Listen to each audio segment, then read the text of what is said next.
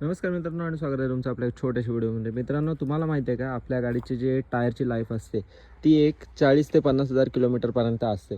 पण माझ्या गाडीचे जे टायर आहेत ते 70,000 किलोमीटरपर्यंत चाललेले आहेत. मी तुम्हाला जुन्या टायरची कंडिशन दाखवतो. तर हा आहे आपल्या गाडीचा जुना टायर, जो पूर्ण 70,000 किलोमीटरपर्यंत चाललेला आहे. बघू शकता याची कंडिशन काय झालेली आहे, पूर्णपणे वेअर झालेला आहे.